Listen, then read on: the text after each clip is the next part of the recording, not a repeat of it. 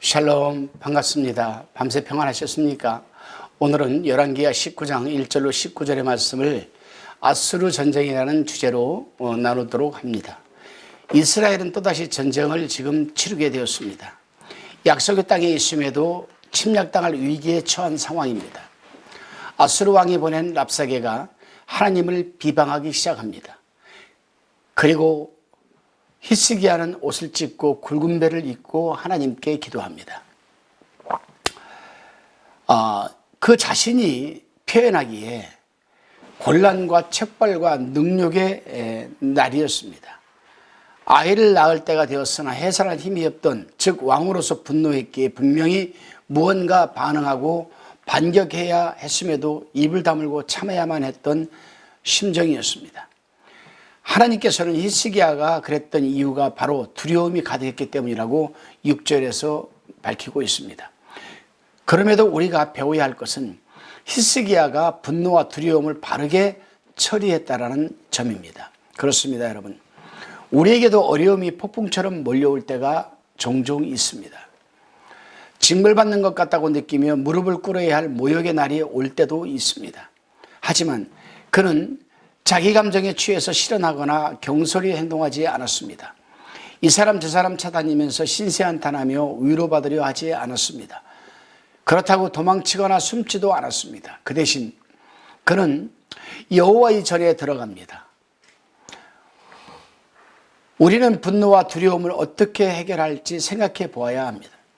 성경은 우리에게 다가오는 두려움과 분노를 억지로 막기는 힘들지만은 바른 방법으로 털어버릴 수 있는 이 방법을 가르쳐주고 있습니다. 본문 2절로 7절의 말씀을 살펴보면 여호와의 전으로 들어간 히스기야 왕이 이어서 아모스의 아들 선지자 이사야에게 사람을 보냅니다. 그리고 하나님의 말씀을 듣게 됩니다. 히스기야는 하나님에 대해서는 알고 있었지만 직접적인 교제는 나누지 못했습니다. 그렇게 이사야에게 자신의 마음을 전달해 줄 선지자를 찾습니다. 4절에서 당신의 하나님 여호와라는 말이 반복되면서 강조합니다. 그렇습니다, 여러분. 우리는 예수 그리스도께서 십자가와 부활을 통해서 하나님과의 교제의 문을 열어두었습니다. 예수 그리스도의 이름으로 나아가는 모든 사람은 성경 묵상과 기도를 통해서 하나님의 뜻을 깨닫고 배우며 적용할 수 있습니다. 이 사실을 얼마나 소중히 여기는지, 그리고 히스기야도 접하지 못했던 깊고도 따뜻한 하나님과의 교제를 실제로 누리고 있는지 우리는 자신을 돌아보아야 합니다. 나아가서 하나님께서 이사야를 통해서 히스기야에게 주셨던 응답이 즉각적인 상황 변화가 아니었음도 우리는 유념해 보아야 합니다. 하나님께서는 믿음을 주십니다. 말씀을 믿음으로 반응할 것을 요청하시고 기다리고 계십니다. 하나님이 우리와 같은 곳을 바라보고 있다는 것이 우리가 생각했던 그 타이밍에 생각한 대로 일하실 거라는 착각을 우리는 버려야 합니다. 하나님은 우리가 휘두르는 무기가 절대로 아니십니다. 하나님을 신으로 믿고 따른다면 우리의 타이밍, 즉 카이로스, 때, 이 타이밍이 아닌 하나님의 타이밍, 즉 카이로스, 그 하나님이 일하실 때에 우리의 삶을 맞춰가야 하는 것이 곧 신앙입니다.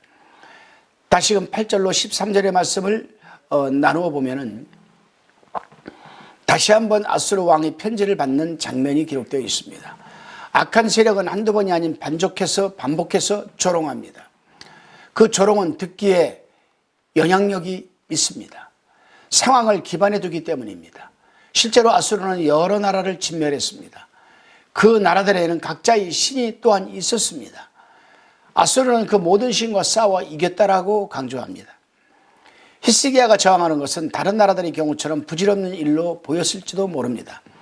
고산과 하란과 레셉과 들라살에 있는 에덴 족속을 그 나라들의 신들이 건져내었느냐? 하맛 왕과 하르밧 왕과 스발라임 성의 왕과 헤나와 아와의 왕들이 다 어디 있느냐라고 소리치는, 이 고함치는 아수르의 말은 확실히 우리 마음을 흔들어 댈 수도 있습니다. 하지만 히스기야는 상황의 기반을 둔 아수르 대사의 이야기보다 진리의 기반을 둔 하나님의 이야기에 삶을 맡기게 됩니다. 그는 그 상황을 여호와 하나님 앞에 펴놓습니다. 14절에 기록되어 있습니다. 그리고 15절에 보게 되면 기도합니다. 기도는 우리가 상황을 바꿀 수 없는 존재이며 보이는 상황 이면에 운행하시는 하나님의 손길이 있음을 깨닫고 전적으로 의존하는 행동이라 할 수 있습니다. 19절은 이렇게 시작합니다. 우리 하나님 여호와여 원컨대, 그렇습니다. 고난이 하나님과의 관계를 변환시킵니다. 당신이 하나님이 우리 하나님이 됩니다. 그 하나님에게 오늘 우리도 기도드리고 있는 것 아니겠습니까? 다시금 16절에서 19절의 내용을 살펴보면 살기 위해서 우리는 말씀을 묵상하고 기도의 자리에 나옵니다. 무엇이 살기 위해서입니까? 바로 우리의 육과 영입니다. 이제 우리의 진정한 원함, 우리가 바라고 간구하는 것이 무엇인지, 그리고 그 원함을 어떤 방식으로 현실에 구현하려고 하는지 우리는 생각해 보아야 합니다. 그렇습니다. 점검하기 위해서 우리는 기도해야 한다는 것 아니겠습니까? 우리가 무엇을 원하고 무엇을 구하고 무엇을 바라든 간에 또 어떤 방식으로 하나님한테 구할 것인지 그 내용을, 전반적인 과정을 우리는 한번 점검해 봐야 됩니다. 그리고 그 점검하는 과정도 기도 속에 포함이 되어야 합니다. 예를 든다면, 하나님, 저는 이런 상황에 처해 있습니다. 이럴 때 하나님, 어떻게 하나님 앞에 기도해야 될까요? 성령님 도와주세요라는 점검의 기도가 있어야 된다는 말입니다. 오늘 이 말씀을 듣는 여러분 가운데에서 어려움에 처한 분이시나 또 이 모양 저 모양으로 지금 고통을 당하고 계신 분들은 하나님께 기도를 하기를 원하실 겁니다. 그럼 어떻게 기도를 해야 될 것인가? 한번 자신을 돌아보십시오. 지금의 순간을 타파하기 위해서, 어려움과 고통을 좀 덜어보기 위해서 기도하는 것이 아니라 근본적으로 하나님이 우리에게 무엇을 원하는 기도를 하게 하실지 성령에게 귀를 기울여 보시기를 바랍니다. 기도하시겠습니다.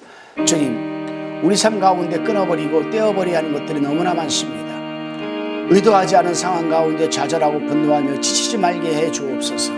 우리 안에 두려움을 주님의 믿음으로 극복하고 찾아야 할 예수님을 찾고 들어야 할 말씀을 들으며 살기를 소망하고 결단합니다. 3일 만에 살아나심으로 우리에게 하나님과 열린 계절을 허락하신 예수 그리스도의 이름으로 기도드리옵나이다. 아멘.